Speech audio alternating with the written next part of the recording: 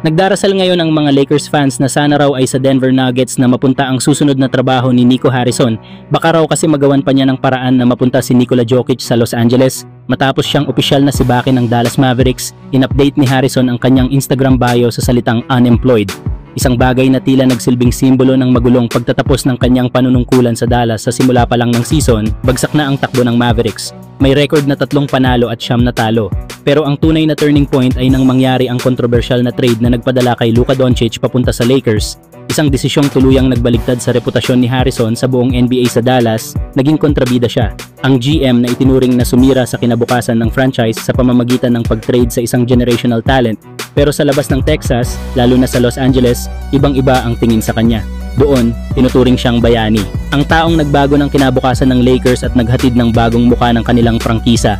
At ngayon na wala na siya sa Dallas, ginagawang biro ng mga fans na baka raw dapat ay sa Denver Nuggets na siya magtrabaho.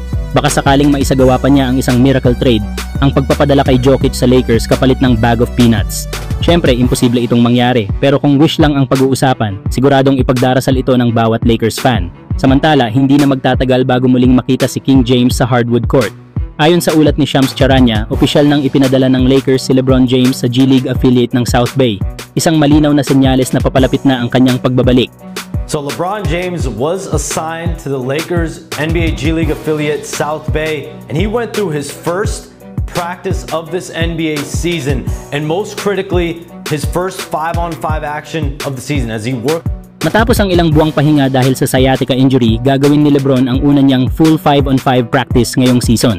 Si LeBron, na 40 taong gulang na, ay patuloy pa ring binabantayan ng Lakers coaching staff sa pangunguna ni JJ Redick plano ng team na dahan-dahanin ang pagbabalik ng hari para siguradong handa siya pagdating ng playoffs. Kahit wala si LeBron, matatag pa rin ang Lakers, hawak ang ika-5 pwesto sa West. Sina Luka Doncic at Austin Reeves ang umako sa leadership. Even with the team ranking in the top 10 on offense and bottom 10 on defense, their chemistry has remained strong. At eto pa, kahit hindi pa naglalaro si LeBron ngayong taon, pinapatunayan ng Lakers na kaya nilang lumaban kahit wala siya. Pero isang bagay ang sigurado, ibang usapan na pag bumalik na si LeBron James kayo mga idol, ganun ba kayo ka-excited na makita si LeBron maglaro ulit sa purple and gold? Samantala, mukhang hindi na magtatagal bago nating masilayan ang rookie debut ni Adu Tiero para sa Los Angeles Lakers.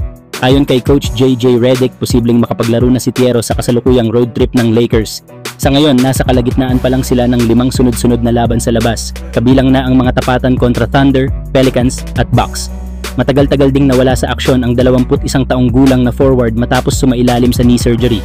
Hindi siya nakalaro sa Summer League, training camp at kahit sa preseason, pero ngayon mukhang handa na siyang magbalik at ipakita kung bakit siya pinili ng Lakers sa number 36 pick matapos pang mag-trade up ng 2 beses para makuha siya.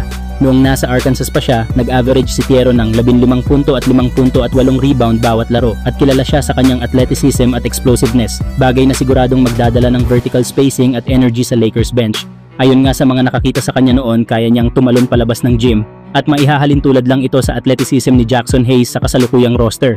Pero syempre mga idol, kailangan din nating ibaba ng kaunti ang expectations. Dahil huling beses pa siyang nakalaro noong Marso at ibang-iba ang intensity sa NBA. Kung hindi pa siya makapag-debut sa road trip na ito, may posibilidad na unang maglaro si Tiero sa Nobyembre 18 laban sa Jazz o kaya ay mag-ramp up muna sa G-League kasama ang South Bay Lakers. Isang bagay lang ang sigurado, malapit na ang kanyang debut at ito'y malaking balita hindi lang para sa kanya, kundi para sa buong Lakers Nation. Kayo mga idol, gaano kayo ka-excited makita si Adu Tiero suot ang purple and gold?